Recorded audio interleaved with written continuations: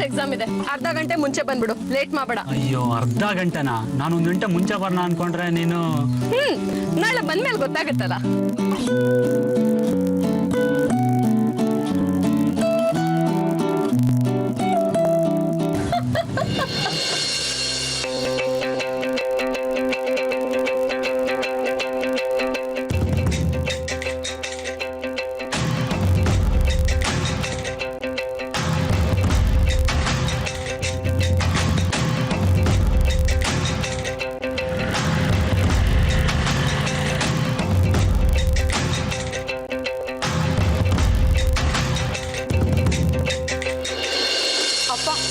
ಅವ್ರು ನನ್ನ ಮನೆಯಿಂದ ಕಾಲೇಜ್ಗೆ, ಕಾಲೇಜಿಂದ ಮನೆಗೆ ಅವ್ರ ಆಟೋದಲ್ಲಿ ಪಿಕಪ್ ಡ್ರಾಪ್ ಮಾಡ್ತಾ ಇದ್ರು.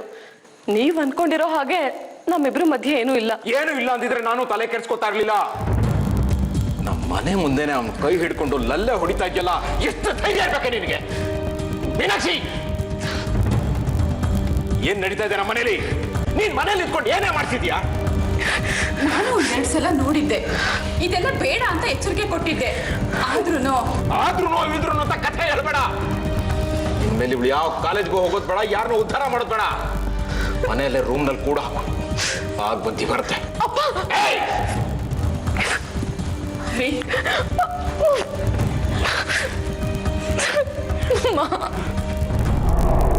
ತನ್ನ ಮಗಳು ಒಬ್ಬ ಆಟೋ ಡ್ರೈವರ್ನ ಪ್ರೀತಿಸ್ತಿದ್ದಾಳೆ ಅಂತ ಗೊತ್ತಾದ ಸೋಮಶೇಖರ್ ತನ್ನ ಮಗಳು ಮತ್ತು ಹೆಂಡತಿ ಜೊತೆ ಜಗಳ ಮಾಡ್ತಾನೆ ಮತ್ತು ಇನ್ನು ಮುಂದೆ ಮನೆ ಬಿಟ್ಟು ಎಲ್ಲೂ ಹೋಗಬಾರ್ದು ಅಂತ ರೆಸ್ಟ್ರಿಕ್ಟ್ ಮಾಡ್ತಾನೆ.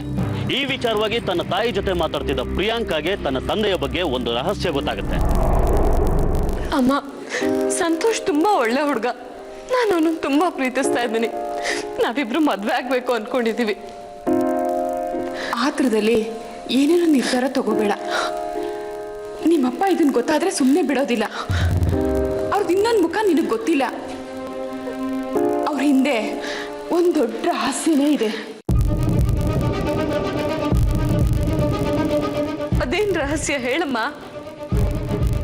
ಬೇಡ ಬಿಡು, ಅದನ್ನ ಕೆತ್ಕಿದ್ರೆ ಮತ್ತೆ ತೊಂದರೆ ಆಗುತ್ತೆ.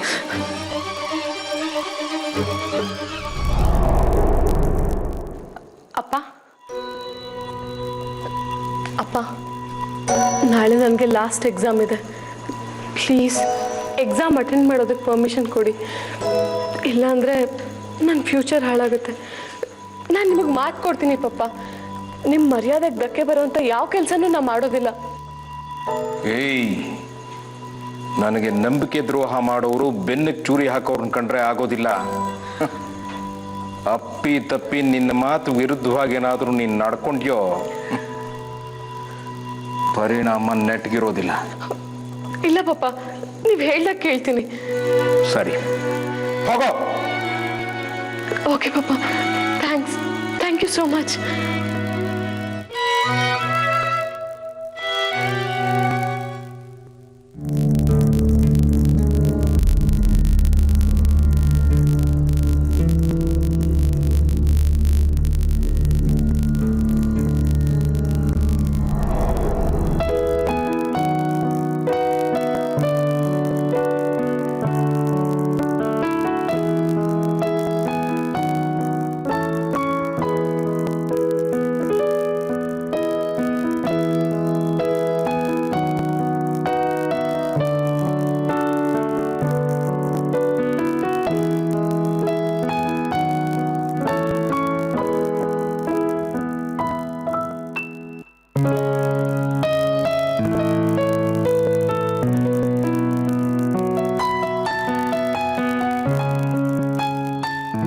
ಸಂತೋಷ್, ನಮ್ಮ ಪ್ರೀತಿ ವಿಷಯ ಅಪ್ಪನ್ ಗೊತ್ತಾಗಿದೆ.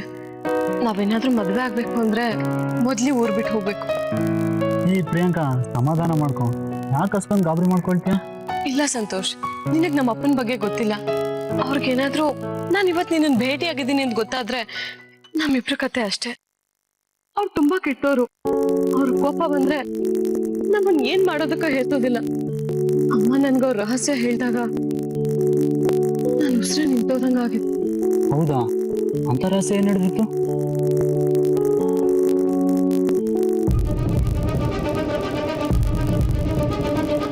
ಹೋಗ್ಲಿ ಬಿಡು, ಆ ರಹಸ್ಯನ ಇನ್ನೊಂದಿನ ಹೇಳು. ಇವತ್ತು ಆರಾಮಾಗಿ ಹೋಗಿ ಎಕ್ಸಾಮ್ನ ಅಟೆಂಡ್ ಮಾಡು.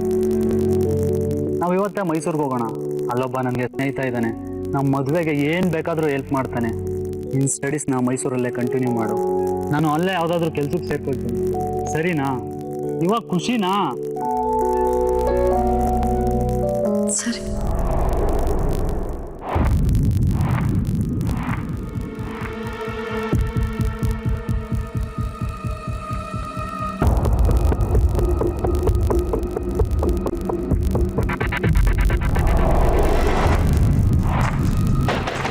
ಭಯ ಬೇಗ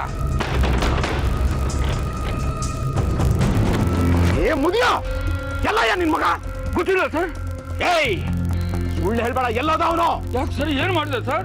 ಏನ್ ಮಾಡ್ದ ನಿನ್ ಮಗ? ನನ್ ಮಗಳನ್ನ ಓಡಿಸ್ಕೊಂಡು ಹೋಗ್ಬಿಟ್ರೆ ದೊಡ್ಡ ಹೀರೋನ ಹುಟ್ಟಿಲ್ಲ ಅನ್ಸ್ಬಿಡ್ತೀನಿ ಅವನ್ನ. ಹಾಗೆ ನನ್ ಮಗಳನ್ನ ಬಿಡಲ್ಲ. ನನ್ನ ಬಗ್ಗೆ ನಿನ್ಗಿನ್ನೂ ಗೊತ್ತಿಲ್ಲ ಮುದ್ಕ. ನಾನ್ ಮನಸ್ಸು ಮಾಡಿದ್ರೆ ಇಲ್ಲ ಅನ್ಸ್ಬಿಡ್ತೀನಿ. ಏಯ್ ಬರ.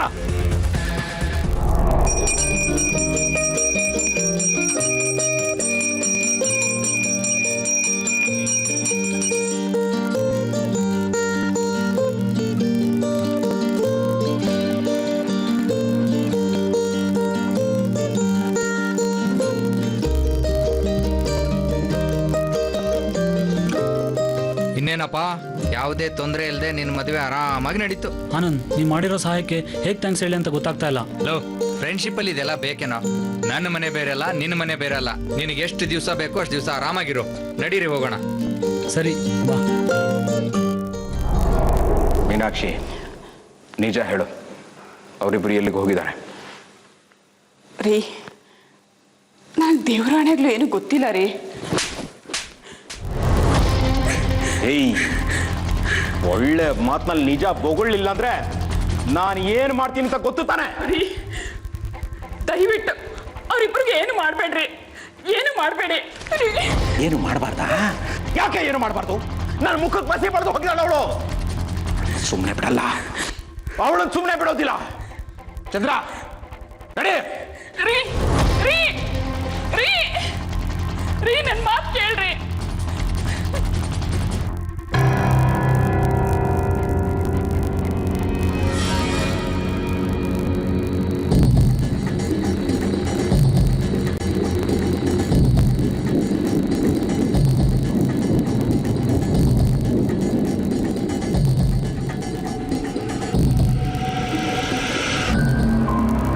ತಂದೆಯ ಇಷ್ಟಕ್ಕೆ ವಿರುದ್ಧವಾಗಿ ಮನೆ ಬಿಟ್ಟು ಹೋದ ಪ್ರಿಯಾಂಕಾ ಸಂತೋಷ್ನ ಮದುವೆನೂ ಆಗ್ತಾಳೆ. ಅದರಿಂದ ಸಿಟ್ಟಿಗೆದ್ದ ಸೋಮಶೇಖರ್ ಮಗಳನ್ನ ಹುಡ್ಕೋದಕ್ಕೆ ಶುರು ಮಾಡ್ತಾನೆ.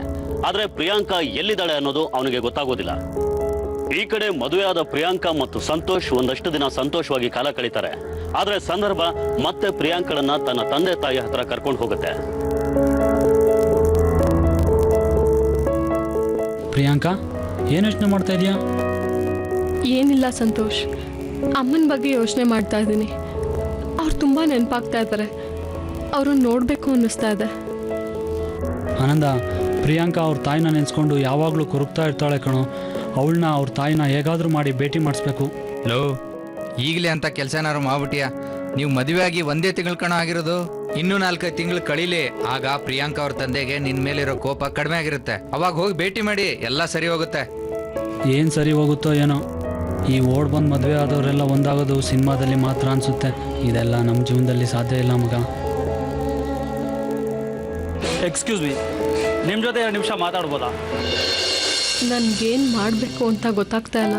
ನೀವು ನನ್ನ ಮೇಲೆ, ನಮ್ಮ ಪ್ರೋಗ್ರಾಮ್ ಮೇಲೆ ನಂಬಿಕೆ ಇಡಿ. ಅಲ್ಲಿ ನಿಮ್ಗೆ ಯಾವುದೇ ರೀತಿ ತೊಂದರೆ ಆಗಲ್ಲ. ನೀವು ನಿಮ್ಮ ತಾಯಿನ ಮೀಟ್ ಮಾಡೋ ಅವಕಾಶ ಮಿಸ್ ಮಾಡಿಕೊಳ್ಳಿ.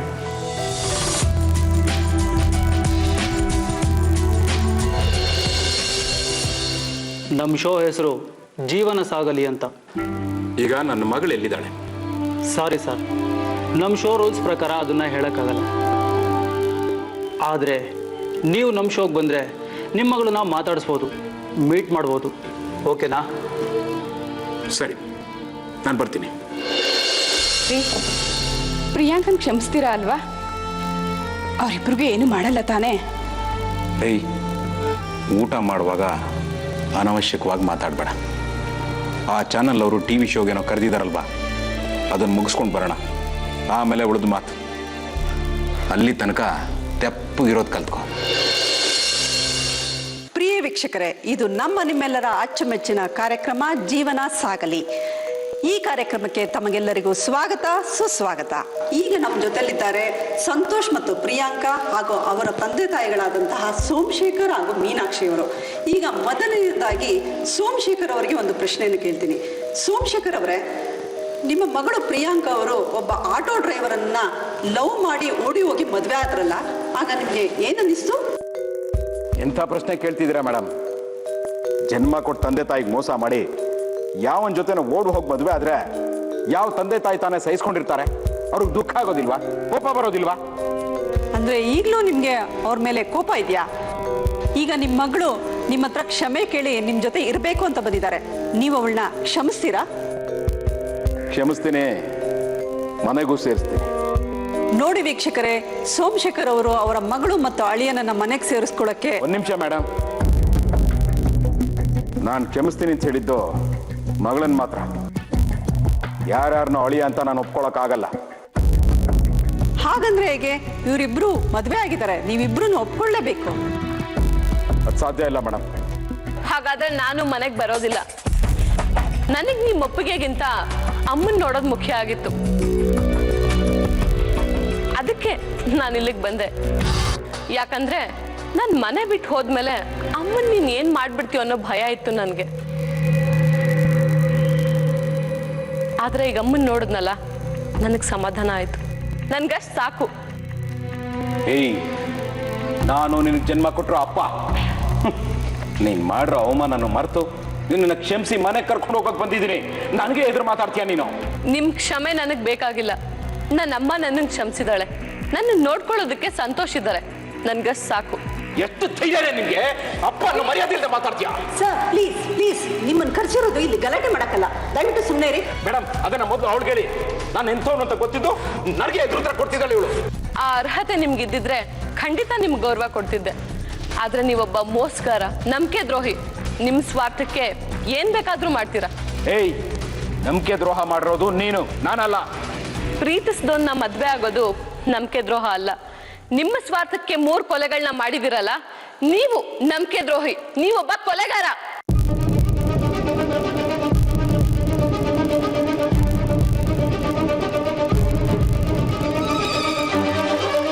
ಪ್ರಿಯಾಂಕಾ, ಏನ್ ಹೇಳ್ತಿದ್ದೀರಾ? ನಿಜಾನೇ ಹೇಳ್ತಾ ಇದ್ದೀನಿ. ಇವರು 3 ಜನರನ್ನ ಕೊಂದು ನಮ್ಮ ಮನೆ ಮುಂದೆನೆ ಕೂತಾಕಿದ್ದಾರೆ. ನಿಮ್ ಯೋಗ್ಯತೆ ಏನು ಅನ್ನೋದು ಇನ್ಮೇಲಾದ್ರೂ ಜನಗಳಿಗೆ ಗೊತ್ತಾಗ್ಲಿ. ನೀವೊಬ್ಬ ಕ್ರಿಮಿನಲ್, ವಂಚಕ, ಕೊಲೆಗಾರ. ತಿಳಿಸೇ ಸಾಕು.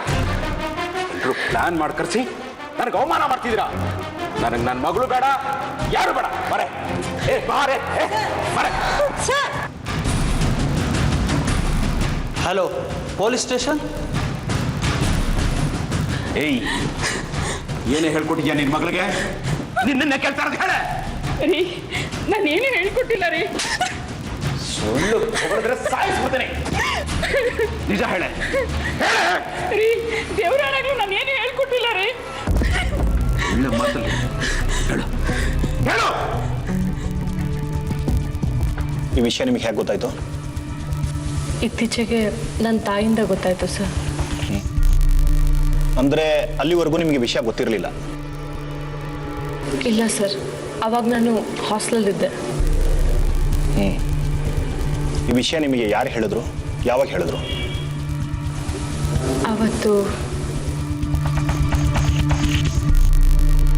ಅಮ್ಮ, ಅದೇನ್ ರಹಸ್ಯ ಅಂತ ಹೇಳು. ಬೇಡ ಬಿಡು, ಅದನ್ನು ಕೆತ್ಕಿದ್ರೆ ಮತ್ತೆ ತೊಂದರೆ ಆಗುತ್ತೆ. ಅಮ್ಮ, ನನ್ನ ಅಪ್ಪನ ಬಗ್ಗೆ ನಾನು ತಿಳ್ಕೊಳ್ಳೋದ್ರಲ್ಲಿ ಯಾವ ತಪ್ಪು ಇಲ್ಲ. ಪ್ಲೀಸ್ ಹೇಳಮ್ಮ. ಅವ್ರು 4 ವರ್ಷದ ಹಿಂದೆ 3 ಜನನ ಕೊಂದಿದಾರಮ್ಮ. ಕೊಲೆ ಮಾಡಿದಾರಾ? ಅದು ಅಲ್ಲದೆ ಅವ್ರು 3 ಜನನ್ನು ನಮ್ಮನೆ ಮುಂದೆನೆ ಹೊತ್ತಾಕಿದ್ದಾರೆ.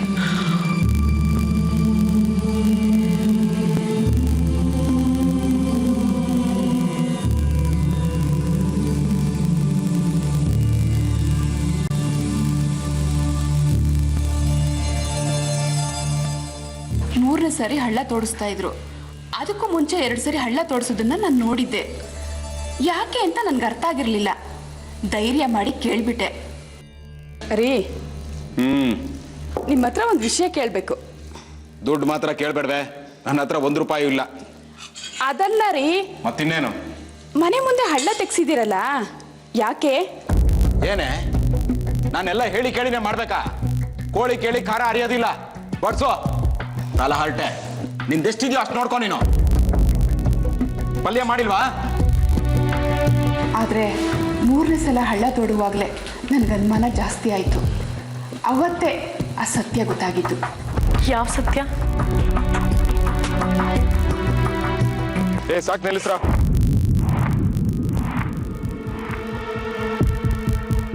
ನೋಡೋಗಿ ಸಾಕು ಹೋಗ್ರ.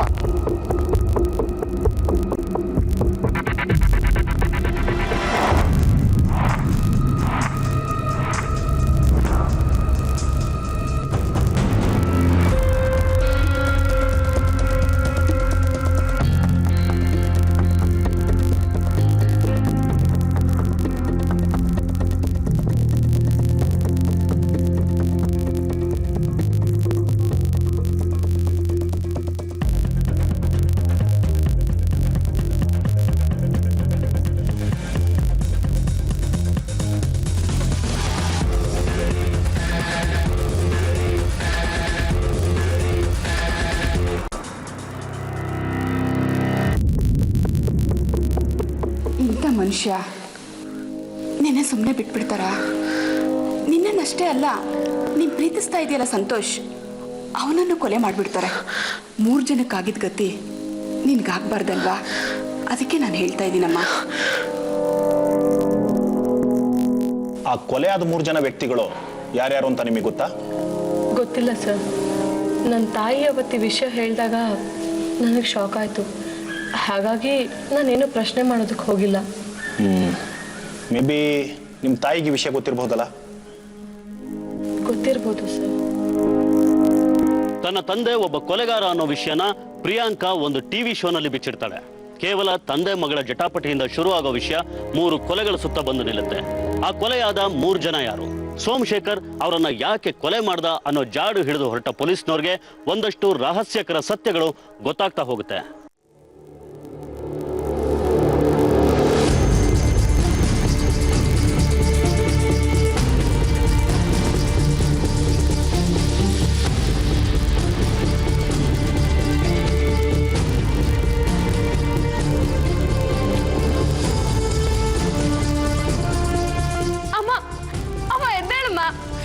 ಅಮ್ಮ ಏನಾಯ್ತಮ್ಮ ನಿಂಗೆ? ಅಮ್ಮ ಎದ್ದೇಳಮ್ಮ. ಅಮ್ಮ ಅಮ್ಮ ಏನಾದ್ರೂ ಮಾತಾಡಮ್ಮ ಪ್ಲೀಸ್. ಅಮ್ಮ ಎದ್ದೇಳಮ್ಮ. ಅಮ್ಮ ಸಂತೋಷ್ ನೀರು ತಗೊಂಡ್ ಬಾ ಹೋಗು. ಅಮ್ಮ ಆಫೀಸರ್ಸ್ ಸರ್ಚ್ ಮಾಡಿ. ಅಮ್ಮ ಅಮ್ಮ ಎದ್ದೇಳಮ್ಮ. ಅಮ್ಮ ಏನಾಯ್ತು ನಿನ್ಗೆ? ಅಮ್ಮ ಅಮ್ಮ ಎದ್ದೇಳಮ್ಮ. ಅಮ್ಮ ಏನಾಯ್ತು ನಿನ್ಗೆ?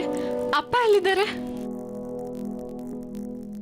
ಅದು ಅದು ಭಯ ಪಡಬೇಡಿ, ಏನಾಯ್ತು ಅಂತ ಹೇಳಿ.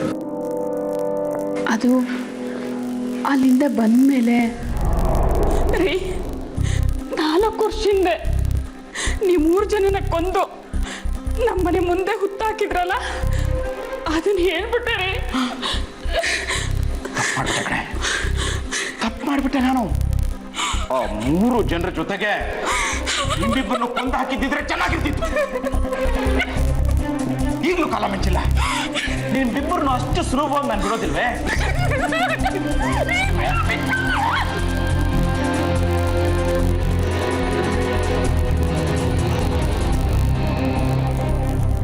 ನೀವು ನಿಮ್ಮ ಮಗಳು ಹೇಳೋ ಪ್ರಕಾರ ನಿಮ್ಮ ಗಂಡ ಸೋಮಶೇಖರ್ 3 ಕೊಲೆಗಳನ್ನ ಮಾಡಿದ್ದಾರೆ. ಹಾಗಾದ್ರೆ ಕೊಲೆ ಆದವ್ರು ಯಾರ್ಯಾರು? ಒಬ್ರು ನನ್ನ ಗಂಡನ ಸ್ನೇಹಿತರು ಧನಂಜಯ್ ಅಂತ, ಮತ್ತೊಬ್ರು ಅವ್ರ ಮಗಳು ಗೀತಾ, ಇನ್ನೊಬ್ರು ಗೀತನ್ ಗಂಡ ವಿನಾಯಕ್ ಅಂತ. ಅವ್ರು ನನ್ನ ಗಂಡನ ಆಫೀಸಲ್ಲೇ ಕೆಲಸ ಮಾಡೋದು ಸರ್. ಈ 3 ಕೊಲೆಗಳು ನಡೆದು 4 ವರ್ಷ ಆಗಿದೆ. ಅದು ನಿಮ್ಗಳಿಗೆ ಗೊತ್ತಿದೆ. ಗೊತ್ತಿದ್ರೂ ಈ ವಿಷಯನ ಪೊಲೀಸ್ನವ್ರಿಗೆ ತಿಳಿಸದೆ ಮುಚ್ಚಿಟ್ಟಿದ್ದೀರಾ. ಅದು ಕಾನೂನು ಪ್ರಕಾರ ಅಪರಾಧ ಅಂತ ನಿಮಗೆ ಗೊತ್ತಿಲ್ವಾ? ನನಗೆ ಕಾನೂನೆಲ್ಲ ಗೊತ್ತಿಲ್ಲ ಸರ್. ಜೊತೆಗೆ ನನ್ನ ಗಂಡ ಏನು ವಿಷಯನೂ ಬಾಯಿ ಬಿಡಬಾರ್ದು ಅಂತ ನನಗೆ ಹೆದರಿಸ್ತಾ ಇದ್ರು ಸರ್.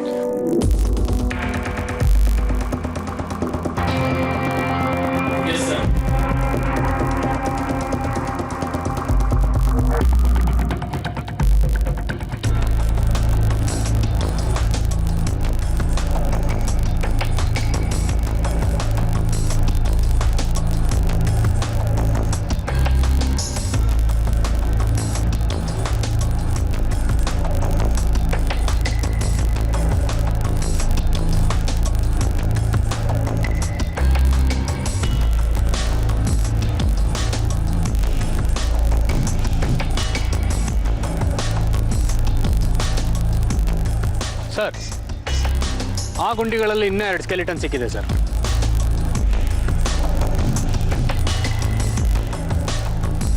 ಇಮಿಡಿಯೇಟ್ ಇದನ್ನೆಲ್ಲ ಫೊರೆನ್ಸಿಕ್ ಲ್ಯಾಬಿಗೆ ಕಳಿಸ್ಕೊಡಿ. ಹಾಗೇನೆ ಆ ಸೋಮಶೇಖರ್ ಮೇಲೆ ಚಾರ್ಜ್ ಶೀಟ್ ಫೈಲ್ ಮಾಡಿ ಮತ್ತು ಅವನು ಎಲ್ಲಿದ್ದಾನೆ ಅಂತ ಸರ್ಚ್ ಮಾಡಿ. Yes sir.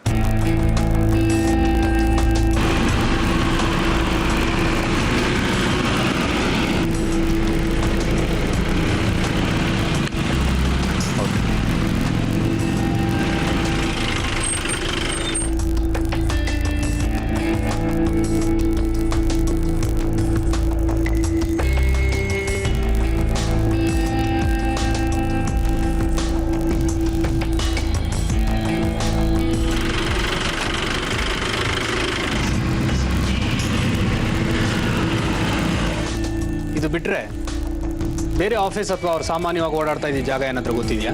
ಗೊತ್ತಿಲ್ಲ ಸರ್, ಯಾವಾಗಲೂ ಸರ್ ಇಲ್ಲೇ ಇರ್ತಿದ್ದೆ ಸರ್. 4 ವರ್ಷದಿಂದ ಕೆಲಸ ಮಾಡ್ತಾ ಇರೋರು ಯಾರು ಇಲ್ಲಿ? ನಾವೆಲ್ಲ ಇತ್ತೀಚೆಗೆ ಇಲ್ಲಿ ಕೆಲಸಕ್ಕೆ ಸೇರ್ಕೊಂಡಿದ್ದೀವಿ ಸರ್. ಆದರೆ 4 ವರ್ಷದಿಂದ ಚಂದ್ರು ಅಣ್ಣವ್ರು ಇಲ್ಲೇ ಕೆಲಸ ಮಾಡ್ತಾ ಇದ್ದಾರೆ. ಎಲ್ಲಿದ್ದಾನೆ ಇವಾಗ ಅವನು? ಅವ್ರು ಯಾರು ಇವತ್ತು ಬಂದಿಲ್ಲ ಸರ್. ಅವ್ರ ಮನೆಯಲ್ಲಿ?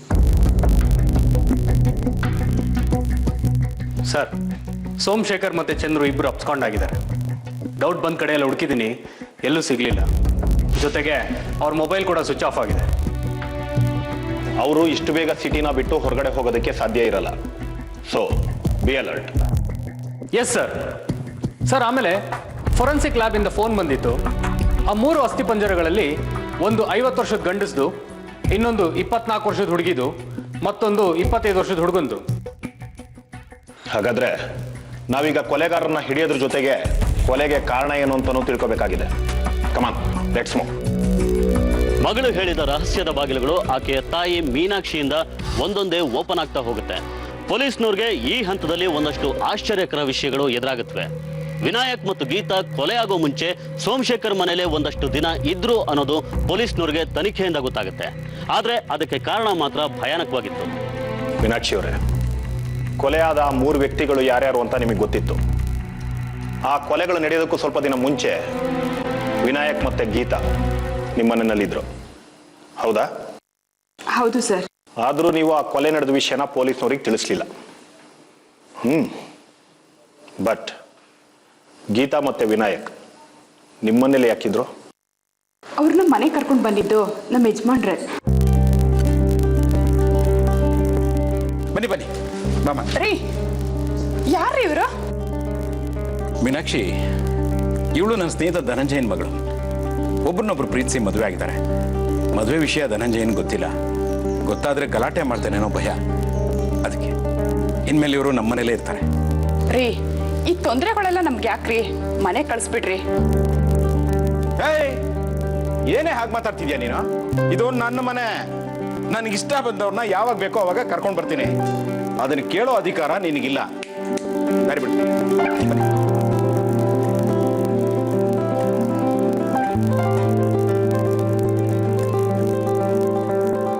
ಸಾರಿ ಆಂಟಿ, ನಾವು ಬಂದಿದ್ರಿಂದ ನಿಮಗೆ ತೊಂದರೆ ಆಯಿತು ಅಂತ ಅನ್ಸತ್ತೆ. ನೋಡಮ್ಮ, ಏನೇ ಒಂದು ತೀರ್ಮಾನ ತಗೋಬೇಕು ಅಂದ್ರೂ 100 ಸಾರಿ ಯೋಚನೆ ಮಾಡಬೇಕು. ತಕ್ಷಣ ಆ ಥರ ನಿರ್ಧಾರಗಳನ್ನ ತಗೋಬಾರ್ದು. ಈ ವಿಷಯ ಏನಾದರೂ ನಿಮ್ಮ ತಂದೆ ಗೊತ್ತಾದರೆ ನಿನ್ನ ಸುಮ್ಮನೆ ಬಿಡ್ತಾರಾ? ಸ್ವಲ್ಪ ದಿನ ಅಷ್ಟೇ ಆಂಟಿ, ನಾವಿಲ್ಲಿಂದ ಹೊರಟೋಗ್ತೀವಿ. ಪರವಾಗಿಲ್ಲ ಬಿಡಮ್ಮ, ಯಾರಿಗೂ ತೊಂದರೆ ಆಗಬಾರ್ದು ಅಂತ ನಾನು ಈ ರೀತಿ ಹೇಳಿದೆ. ಇಲ್ಲೇ ಇರು. Thanks aunty. ಮತ್ತು ನಿಮ್ಮಿಂದ ಒಂದು ಹೆಲ್ಪ್ ಆಗಬೇಕಿತ್ತು. ಏನು? ಇದು ನನ್ನ ಒಡವೆಗಳು. ನಾನು ಹೋಗೋವರೆಗೂ ಜೋಪಾನವಾಗಿ ಇಟ್ಕೊಂಡಿರ್ತೀರಾ? Please aunty. ಸರಿ. ನಿಮ್ಮ ಗಂಡ ಯಾರನ್ನೋ ತಂದು ಮನೇಲಿ ಇಟ್ಕೊಳ್ಳೋ ಅಂಥದ್ದು ಏನಿತ್ತು? ಇದ್ರ ಹಿಂದೆ ಏನಾದರೂ ವಿಷಯ ಇತ್ತಾ?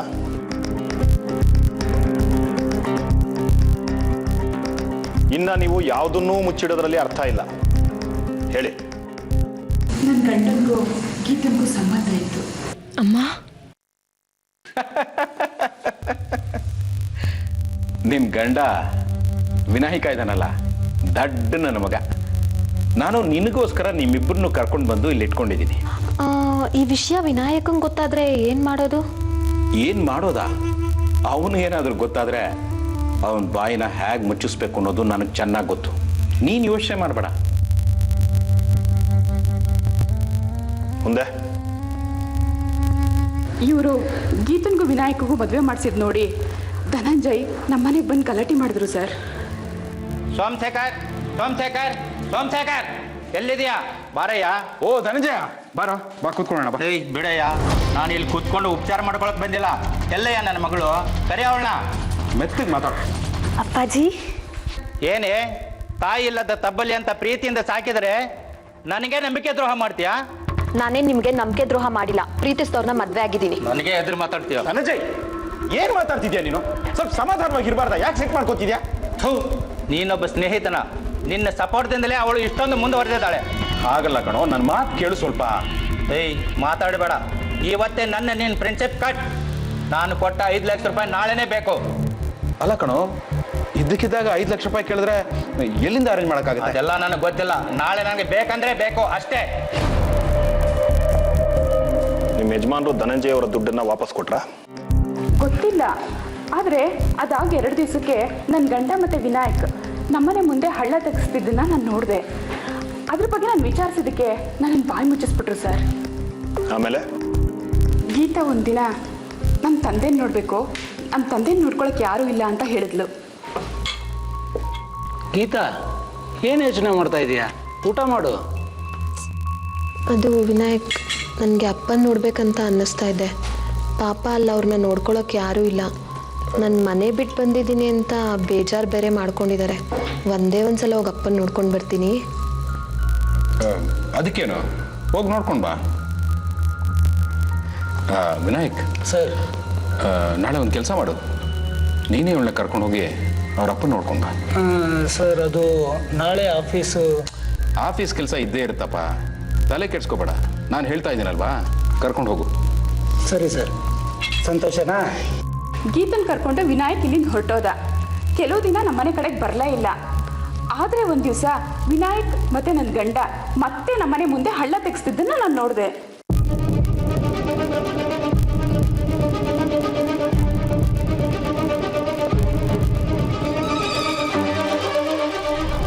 ಇದನ್ನೆಲ್ಲಾನು ನೋಡ್ಕೊಂಡು ನೀವು ಸುಮ್ಮನೆ ಇದ್ರ? ನಿಮಗೇನು ಅನುಮಾನ ಬರಲೇ ಇಲ್ವಾ? ನಾನು ಏನು ಕೇಳಕ್ಕೆ ಹೋದ್ರೂ ನನ್ನ ಬಾಯಿ ಮುಚ್ಚಿಸ್ಬಿಡ್ತಾ ಇದ್ರು. ಮತ್ತೊಂದು ದಿನ ಗೀತನ ಒಡವೆಗಳನ್ನ ಕೊಡು ಅಂತ ನನ್ನ ಹತ್ರ ಕೇಳಿದ್ರು ಸರ್. ರೀ, ಈ ಒಡವೆ ಯಾಕೆ ಬೇಕಿತ್ತು? ಅವರಿಬ್ಬರಿಗೂ ಬೇರೆ ಕಡೆ ಮನೆ ಮಾಡಿಕೊಟ್ಟಿದ್ದೀನಿ, ಅವ್ರಿನ್ನೆಲ್ಲ ಆರಾಮಾಗಿರ್ತಾರೆ. ಒಡವೆ ತಂದು ಕೊಡಿ ಅಂದರು, ಅದಕ್ಕೆ ಕೊಡು. ಅಲ್ಲ, ನನ್ನ ಕೈ ಕೊಟ್ಟಿದ್ದ ಹುಡುಗಿನೇ ಅವಳೇ ಬಂದು ಕೇಳಿದ್ರೆ? ಏಯ್, ನಾನು ನಿನ್ನ ಗಂಡ, ನಾನು ಕೇಳಿದಾಗ ತಂದು ಕೊಡಬೇಕು ಅಷ್ಟೇ. ಉಳ್ದಿದ್ದ ಕತೆ ಎಲ್ಲ ಬೇಡ. ಹೋಗಿ ಕೆಲಸ ನೋಡೆ. ದೊಡ್ಡ ಯಜಮಾನಿ ಇವಳು.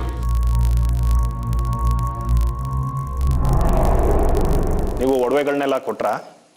ಕೊಡದೇ ಇದ್ರೆ ಅವ್ರು ಎಲ್ಲಿ ಬಿಡ್ತಾರೆ ಸರ್, ಅದಕ್ಕೆ ಕೊಟ್ಬಿಟ್ಟೆ. ಅಂದ್ರೆ ನಿಮ್ಮ ಗಂಡ ಸೋಮಶೇಖರ್ ಮತ್ತೆ ವಿನಾಯಕ್ ಸೇರಿ ಧನಂಜಯ ಹಾಗೂ ಗೀತನ್ನ ಕೊಂದಿದ್ದಾರೆ ಇರಬಹುದು. ಹಾಗಾದ್ರೆ ಕೊಲೆಯಾದ 3ನೇ ವ್ಯಕ್ತಿ ವಿನಾಯಕ್, ಹೌದಾ? ಹೌದು. ಅವ್ರನ್ನ ಕೊಂದಿದ್ದು ನಿಮ್ಮ ಯಜಮಾನರು ಒಬ್ರೇನಾ? ಇಲ್ಲ, ಮತ್ತೆ ಸ್ವಲ್ಪ ದಿವಸ ಆದಮೇಲೆ ನಮ್ಮನೆ ಮುಂದೆ ಹಳ್ಳ ತೆಗೆಸ್ತಾ ಇದ್ರು. ನನ್ನ ಗಂಡನ ಜೊತೆ ಚಂದ್ರು ಅನ್ನೋನು ಇದ್ರು.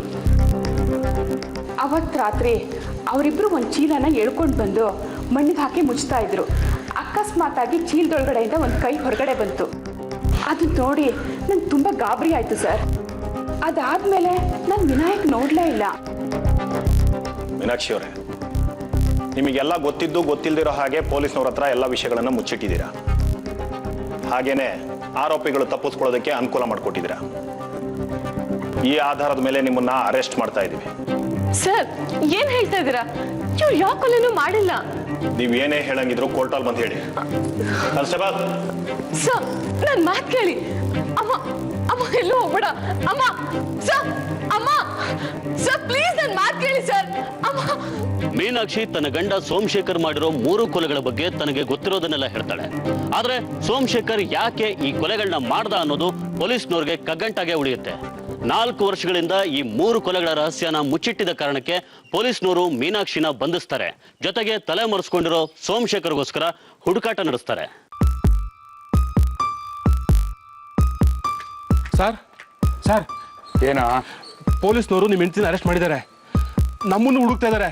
ನನಗೆ ತುಂಬಾ ಭಯ ಆಗ್ತಿದೆ ಸರ್. ಹಾಗಂತ ನಾವೇ ಹೋಗಿ ಸರೆಂಡರ್ ಆಗಕ್ಕಾಗತ್ತೇನೋ? ಇಂಥ ಕೆಲಸ ಮಾಡೋಕೆ ಧೈರ್ಯ ಇರಬೇಕು, ಗುಂಡಿಗೆ ಇರಬೇಕು. ಏನೂ ಆಗಲ್ಲ, ಸುಮ್ಮನಿರು. ಸರ್ ನನಗೆ ಒಂದು ವಿಷಯ ಅರ್ಥ ಆಗ್ತಿಲ್ಲ. ನಾವು ಮಾಡಿದ್ದು 1 ಕೊಲೆ, ಆದ್ರೆ ಎಲ್ಲರೂ 3 ಕೊಲೆ ಮಾಡಿದ್ದಾರೆ ಅಂತ ಹೇಳ್ತಿದ್ದಾರೆ. ಇದೆಲ್ಲ ಏನ್ ಸರ್? ಏಯ್, ನೀನ್ ಅದ್ರ ಬಗ್ಗೆ ತಲೆ ಕೆಡ್ಸ್ಕೊಬೇಡ ಕಣ, ಆರಾಮಾಗಿರು. ನನಗೆ ತುಂಬಾ ಭಯ ಆಗ್ತಿದೆ. ಏಯ್, ಯಾಕೋ ಹೆದರ್ಕೋತೀಯ? ನಾನೇ ಧೈರ್ಯವಾಗಿದ್ದೀನಿ. ಇಟ್ಕೋ, ಇಮ್ಮಿಡಿಯೇಟ್ ಆಗಿ ಹೋಗಿ ಬಾಂಬೆಗೆ ಟಿಕೆಟ್ ಮಾಡಿಸು. ಈ ಊರಿನ ಸಹವಾಸನೆ ಬೇಡ, ಅಲ್ಲೇ ಹೋಗಿ ಸೆಟ್ಲ್ ಆಗೋಣ. ಸರಿ ಸರ್. ಏಯ್ ಹುಷಾರು, ಪೊಲೀಸರು ನಮಗೋಸ್ಕರ ಎಲ್ಲ ಕಡೆ ಹುಡುಕಿರ್ತಾರೆ. ಅಪ್ಪಿ ತಪ್ಪಿ ಸಿಕ್ಕಾಕೊಂಡ್ರೆ ಇಲ್ಲಿಗೆ ಮಾತ್ರ ವಾಪಸ್ ಬರಬೇಡ, ಅರ್ಥ ಆಯ್ತಾ? ಸರಿ ಸರ್. ಹೋಗು.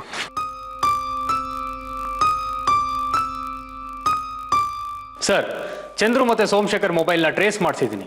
ಇಬ್ರು ಮೊಬೈಲ್ ಸ್ವಿಚ್ ಆಫ್ ಮಾಡಿದ್ದಾರೆ.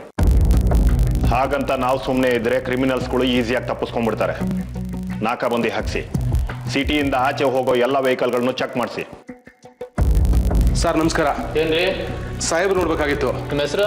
ಚಂದ್ರು ಅಂತ ಸರ್. ಸರ್ ಒಳಗಡೆ ಬನ್ನಿ.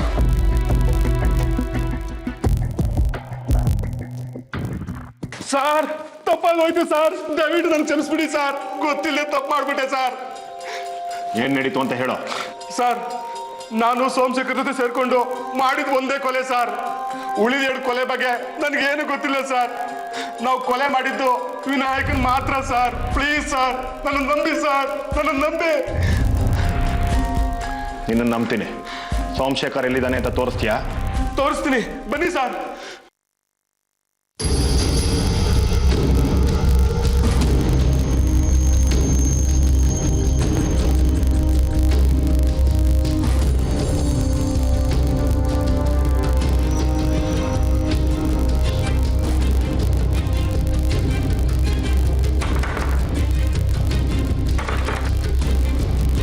ಯಾರು?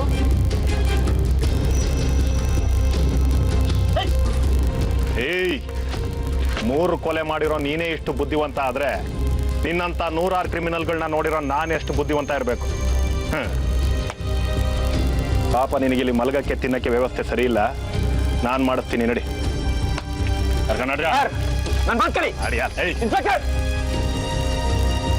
ಹೇಳೋ, ನಿನ್ ಜೊತೆ ಸೇರಿ ಎಷ್ಟು ಕೊಲೆಗಳನ್ನು ಮಾಡಿದ್ಯಾ? ಸರ್ ಅವಾಗಲೇ ಹೇಳಿದ್ನಲ್ಲ ಸರ್, ನಾನು ಮಾಡಿದ್ದು ಒಂದೇ ಕೊಲೆ ಸರ್. ಇನ್ನೆರಡು ಕೊಲೆ ಬಗ್ಗೆ ಸತ್ಯವಾಗ್ಲೂ ಗೊತ್ತಿಲ್ಲ ಸರ್. ನನಗೆ ಚಿಕ್ಕ ಚಿಕ್ಕ ಮಕ್ಕಳಿದ್ದಾರೆ, ದಯವಿಟ್ಟು ಏನು ಮಾಡಬೇಡಿ ಸರ್.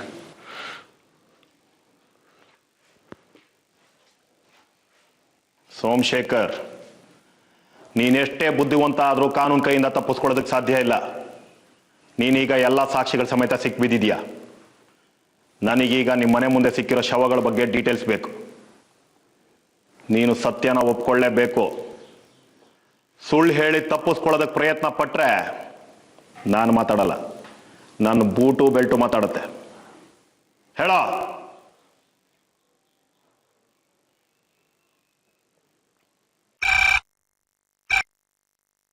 ಹಲೋ, ನಾನು ಧನಂಜಯ ಮಾತಾಡೋದು. ಹೇಳು ಧನಂಜಯ. ನನ್ನ ದುಡ್ಡು ರೆಡಿ ಆಯ್ತಾ? ಏ ಧನಂಜಯ, ಇಷ್ಟಕ್ಕೆ ಯಾಕೋ ಕೋಪ ಮಾಡ್ಕೊತಿದ್ಯಾ? ಪಾಪ ನಿನ್ನ ಮಗಳು ಕೇಳ್ಕೊಂಡ್ಲು ಅಂತ ಈ ಮದುವೆ ಮಾಡಿಸ್ದೆ, ಅಷ್ಟಕ್ಕೆ ನೀನು? ಏಯ್ ಸಾಕು, ಬಾಯಿ ಮುಚ್ಚೋ. ನನ್ನ ಮಗಳು ಮದುವೆ ಮಾಡಕ್ಕೆ ನೀನ್ ಯಾರೋ? ಅಷ್ಟಕ್ಕೂ ನೀನು ನನ್ನ ಮಗಳು ಮದುವೆ ಮಾಡಿದ್ದು ಯಾರ ಜೊತೆಗೆ? ಒಬ್ಬ ಕೂಲಿ ಆಳಿನ ಜೊತೆಗೆ. ನಿನ್ನ ಮಗಳಾಗಿದ್ರೆ ಆ ಕೂಲಿ ಆಳಿನ ಜೊತೆ ನೀನು ಮದುವೆ ಮಾಡ್ತಿದ್ದ? ಇಷ್ಟೆಲ್ಲ ಆದ್ರೂ ಸಹಿಸ್ಕೊಂಡಿದ್ದೀನಿ. ಅದ್ ಏನ್ ಮಾಡ್ತೇವೋ ಗೊತ್ತಿಲ್ಲ. 1 ಗಂಟೆಯಲ್ಲಿ ನಾನು ನಿನ್ನ ಆಫೀಸ್ ಹತ್ರ ಬರ್ತೀನಿ. ನನ್ನ ದುಡ್ಡು ನನಗೆ ಕೊಟ್ಟು ಬಿಡು.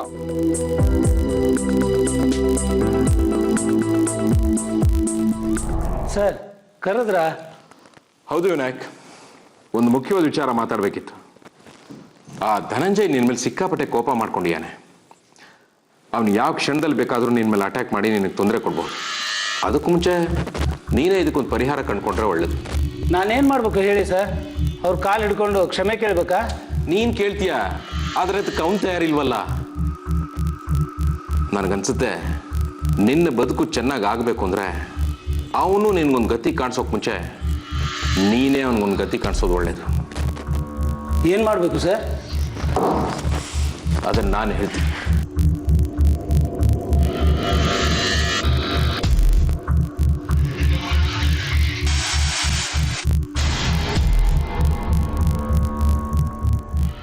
ಸೋಮಶೇಖರ್, ಸೋಮಶೇಖರ್, ಧನಂಜಯ ಬಾರ ಒಳಗೆ. ನನ್ನ ದುಡ್ಡು ಎಲ್ಲಿ? ನನಗೆ ದುಡ್ಡು ಬೇಕು. ಹೊರಗಡೆ ನಿಂತ್ಕೊಂಡು ಮಾತಾಡೋದು ಯಾಕೋ? ಒಳಗಡೆ ಬಾ. ಇಲ್ಲ, ನಾನು ಇಲ್ಲೇ ಬೇಕು, ಈಗಲೇ ಬೇಕು. ನೋಡು ಧನಂಜಯ, ನನ್ನ ಹತ್ರ ಈಗ ದುಡ್ಡಿಲ್ಲ. ನನಗೆ ಬೇಕು. ಬೇಕಾದ್ರೆ ಇಲ್ಲಿರೋ ಸಾಮಾನುಗಳನ್ನ ಎತ್ಕೊಂಡು ಈ ಸಾಮಾನು ತಗೊಂಡು ನಾನೇನು ಮಾಡಲಿ? ನನಗೆ ದುಡ್ಡು ಬೇಕು. ಕೊಡಲ್ಲ ಅಂದ್ರೆ ಏನೋ ಮಾಡ್ತೀಯಾ? ಏನೋ ಹೆದರ್ಸ್ತಾ ಇದೆಯಾ? ಹೆದರಿಸ್ತಾ ಇದ್ವಲ್ಲೇ, ಇರೋ ವಿಷಯ ಹೇಳ್ತಾ ಇದ್ದೀನಿ.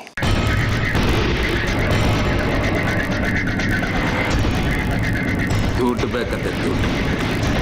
ಸರ್ ಏನು ಮಾಡೋದು ಸರ್? ಯೋಚನೆ ಮಾಡಬೇಡ, ಕತ್ಲಾಗ್ಲಿ ಐಡಿಯಾ ನಾನು ಕೊಡ್ತೀನಿ.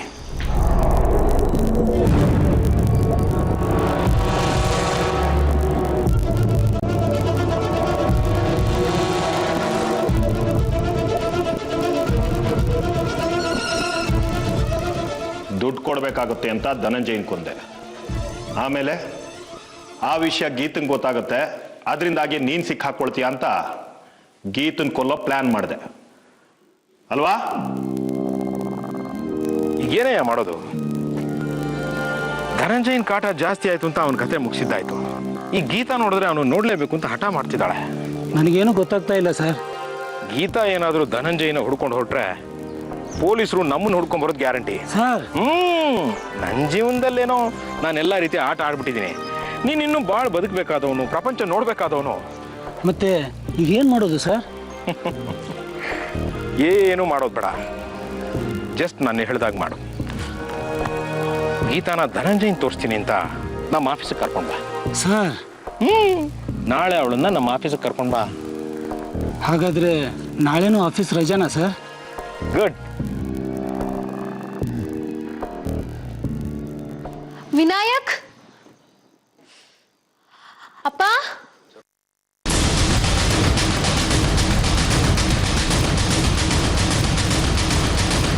ಸರ್ ಆ 2 ಕೊಲೆಗಳ ಬಗ್ಗೆ ನನಗೇನು ಗೊತ್ತಿಲ್ಲ ಸರ್. ನಾನು ವಿನಾಯಕನ್ ಮಾತ್ರ ಕೊಂದಿದ್ದು, ಅದು ಇವ್ರು ಹೇಳಿದ್ರು ಅಂತ. ನನಗೂ ಅವನಿಗೂ ಯಾವ ದ್ವೇಷನೂ ಇರಲಿಲ್ಲ ಸರ್. ಆ 2 ಕೊಲೆಗಳನ್ನ ಮಾಡೋದಕ್ಕೆ ವಿನಾಯಕನ್ ಬಳಸ್ಕೊಂಡ, ವಿನಾಯಕನ್ ಕೊಲೆ ಮಾಡೋದಕ್ಕೆ ನಿನ್ನನ್ನು ಬಳಸ್ಕೊಂಡ. ಬಿಟ್ಟಿದ್ದಿದ್ರೆ ನಿನ್ನನ್ನು ಕೊಲೆ ಮಾಡೋದಕ್ಕೆ ಇನ್ಯಾರನ್ನೋ ಬಳಸ್ಕೋತಾ ಇದ್ದ. ಹೇಳೋ, ವಿನಾಯಕನ್ ಯಾಕೆ ಕೊಂದೆ? ಸರ್ ವಿನಾಯಕ್, ಸರ್ ನನ್ನ ಕೆಲಸ ಬಿಟ್ಟು ಊರಿಗೆ ಹೋಗ್ಬಿಡೋಣ ಅನ್ಕೊಂಡಿದ್ದೀನಿ ಸರ್. ಯಾಕೆ ವಿನಾಯಕ್ ದಿಢೀರ್ ಅಂತ ಇಂಥ ನಿರ್ಧಾರ? ಈಗೆಲ್ಲ ಸರಿ ಹೋಗಿದೆಯಲ್ಲ. ಸರ್ ನನ್ನ ಬುದ್ಧಿಗೆ ಅದೇನು ಬಡ್ದಿತ್ತು, ನಾನು ನಿಮ್ಮ ಮಾತು ಕೇಳಿ 2 ಕೊಲೆ ಮಾಡಿಬಿಟ್ಟೆ. ನಾನು ಪ್ರೀತಿಸ್ತಾ ಇರೋ ಗೀತಾನೂ ಕಳ್ಕೊಂಡ್ಬಿಟ್ಟೆ ಸರ್. ಸರ್ ನಾನು ಇಲ್ಲಿದ್ದರೆ ಗೀತಾ ನೆನಪು ಕಾಡುತ್ತೆ, ಅದಕ್ಕೆ ನಾನು ಊರಿಗೆ ಹೋಗ್ಬಿಡೋಣ ಅಂದ್ಕೊಂಡಿದ್ದೀನಿ. ಏನು ವಿನಾಯಕ್ ದಿಢೀರ್ ಅಂತ ಇಂಥ ನಿರ್ಧಾರ? ಅಲ್ಲ, ಈಗೆಲ್ಲ ಸರಿ ಹೋಗಿದೆಯಲ್ಲ, ಯಾಕೆ ಟೆನ್ಷನ್ ಮಾಡ್ಕೋತಿದ್ರಿ? ನೋಡ್ರಿ, 1 ಗೀತಾ ಹೋದ್ರೆ ಏನಂತೆ, ಇನ್ನು 100 ಗೀತಾ ಸಿಗ್ತಾರೆ. ನಿಮ್ಮ ಪಾಡೆ ನೀವು ಕೆಲಸ ಮುಂದುವರಿಸ್ರಿ. ಇಲ್ಲ ಸರ್, ನನ್ನ ನಿರ್ಧಾರ ಬದಲಾಗಲ್ಲ ಸರ್. ಆಯ್ತಪ್ಪ.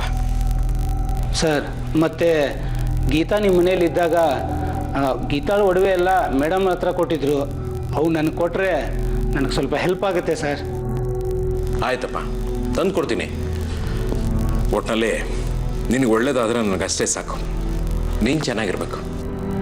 ಚಂದ್ರು, ನಿನ್ಗೊಂದು ಗುಡ್ ನ್ಯೂಸ್ ಕಣ.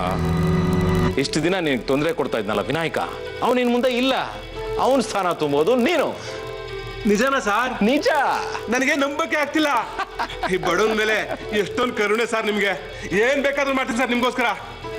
ಏನ್ ಬೇಕಾದ್ರೂ ಮಾಡ್ತೀಯಾ? ಮಾಡ್ತೀನಿ ಸರ್, ಹೇಳಿ ಸರ್. ಹಾಗಾದ್ರೆ ನನಗೊಂದು ಚಿಕ್ಕ ಕೆಲಸ ಮಾಡ್ಕೊಡ್ಬೇಕಲ್ಲ? ಸರ್ ಬನ್ನಿ ವಿನಾಯಕ್, ಬನ್ನಿ. ನಿಮ್ಗೋಸ್ಕರನೇ ಕಾಯ್ತಿದ್ದೆ. ಸರ್ ಇವತ್ತು ವರ್ಕರ್ಸ್ಗೆಲ್ಲ ರಜೆ ಕೊಟ್ಟಿದ್ದೀರಾ? ಹೌದು. ಯಾಕೆ ಹಾಕಿ ಕೇಳ್ತಿದ್ದೀರಾ? ಏನಿಲ್ಲ ಸರ್, ಹಿಂದೆ 2 ದಿವಸ ರಜೆ ಕೊಟ್ಟಾಗ ಇಲ್ಲಿ 2 ಕೊಲೆ ನಡೆದಿತ್ತು. ಈ ಸರ್ತಿನೂ ಹಾಗೆ ನಡೆಯುತ್ತೆ ಅಂತ ಅನ್ನಿಸ್ತಿದ್ಯಾ ನಿಮಗೆ? ಈ ಸಲ ಯಾರನ್ನ ಕೊಲೆ ಮಾಡಬೇಕು ಅಂದ್ಕೊಂಡಿದ್ದೀರಾ ಸರ್? ಇಂಟೆಲಿಜೆಂಟ್ ನೀನು. ನಾನು ಹೇಳಿದ್ದೀನ ಪಟ್ ಅಂತ ಹಿಡ್ಕೊಂಡ್ಬಿಡ್ತೀಯಾ? ನಿನ್ನ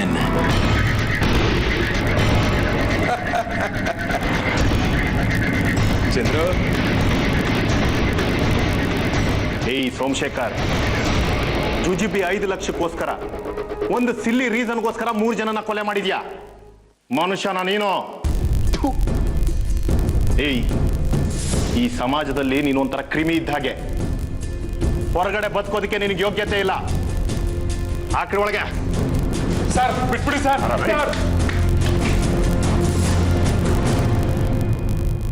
ಅಮ್ಮ, ದಯವಿಟ್ಟು ನನ್ನ ಕ್ಷಮಿಸ್ಬಿಡು. ನನ್ನಿಂದ ನೀನು ಶಿಕ್ಷೆ ಅನುಭವಿಸುವಾಗಾಯ್ತು. ನೀನು ಈ ಪರಿಸ್ಥಿತಿಗೆ ನಾನೇ ಕಾರಣ ಆಗ್ಬಿಟ್ಟೆ. ಇಲ್ಲ ಮಗಳೇ, ನಾನು ಯಾವತ್ತೂ ಮಾಡ್ಬೇಕಾಗಿರೋ ಕೆಲಸನ ನೀನು ಇವತ್ತು ಮಾಡಿದ್ಯಾ. ನಿನ್ ಥರ ಧೈರ್ಯ ನನಗಿದ್ದಿದ್ರೆ ನನ್ನ ಗಂಡ ಇಷ್ಟೊಂದು ಕೊಲೆಗಳು ಮಾಡ್ತಾ ಇರಲಿಲ್ಲ. ಎಲ್ಲ ಹೆಣ್ಮಕ್ಳಿಗೂ ನಿನ್ ಥರ ಧೈರ್ಯ ಇರಬೇಕು. ಅವಾಗಲೇ ಸಮಾಜ ಸುಧಾರಣೆ ಆಗೋದು. ನಿನ್ನ ಬಗ್ಗೆ ನನಗೆ ಹೆಮ್ಮೆ ಅನ್ನಿಸ್ತಿದೆ ಕಣೆ. ಅಳ್ಬೇಡ. ನೋಡಪ್ಪ, ನನ್ನ ಮಗಳನ್ನ ಚೆನ್ನಾಗಿ ನೋಡ್ಕೋಬೇಕು. ನೀವೇನು ಚಿಂತೆ ಮಾಡಬೇಡಿ ಅತ್ತೆ, ಇವಳನ್ನ ಕಣ್ಣಲ್ಲಿ ಕಣ್ಣಿಟ್ಟು ನೋಡ್ಕೊಳ್ಳೋ ಜವಾಬ್ದಾರಿ ನಂದು. ಒಂದು ಚಿಕ್ಕ ಕಾರಣ, 3 ಜೀವಗಳ ಬಲಿ, ಜೊತೆಗೆ 3 ಜನಕ್ಕೆ ಜೈಲುವಾಸ. ಯಾವಾಗ ಮನುಷ್ಯನಲ್ಲಿ ಸ್ವಾರ್ಥ ಅನ್ನೋದು ಮನೆ ಮಾಡುತ್ತೋ ಆಗ ಇಂಥ ಅನಾಹುತಗಳು ನಡೆಯುತ್ತೆ. ಬಹುಶಃ ಸೋಮಶೇಖರ್ ತನ್ನ ಮಗಳ ವಿಚಾರದಲ್ಲಿ ಅಷ್ಟು ನಿಷ್ಠುರವಾಗಿ ನಡ್ಕೊಳ್ಳದೆ ಇದ್ದಿದ್ರೆ ಈ 3 ಕೊಲೆಗಳ ರಹಸ್ಯ ಹೊರಗೆ ಬರ್ತಿರ್ಲಿಲ್ವೇನೋ. ಆದ್ರೆ ಸತ್ಯಕ್ಕೆ ಸಾವಿಲ್ಲ ಅನ್ನೋ ಮಾತು ಮತ್ತೆ ಸಾಬೀತಾಯ್ತು. ಪ್ರಿಯಾಂಕಾ ತೋರಿಸಿದ ದಿಟ್ಟತನದಿಂದ ಮಣ್ಣಲ್ಲಿ ಹೂತು ಕೊಳೆತು ಹೋಗ್ತಾ ಇದ್ದ ರಹಸ್ಯ ಬಯಲಿಗೆ ಬಂತು. ಸ್ವಾರ್ಥ, ಅಸೂಯೆ, ಅನೀತಿ, ಅಧರ್ಮ ಇವುಗಳಿಂದ ಯಾವ ಮನುಷ್ಯನಿಗೂ ನೆಮ್ಮದಿ ಇಲ್ಲ ಅಂತ ಹೇಳ್ತಾ ಇವತ್ತಿನ ಸಂಚಿಕೆನ ಇಲ್ಲಿಗೆ ಮುಗಿಸ್ತಾ ಇದ್ದೀವಿ. ಮುಂದಿನ ಸಂಚಿಕೆಯಲ್ಲಿ ಮತ್ತೊಂದು ವಿಭಿನ್ನ ಕುತೂಹಲಕಾರಿ ಸತ್ಯಕಥೆಯೊಂದಿಗೆ ಮತ್ತೆ ನಿಮ್ಮ ಮುಂದೆ ಬರ್ತೀವಿ.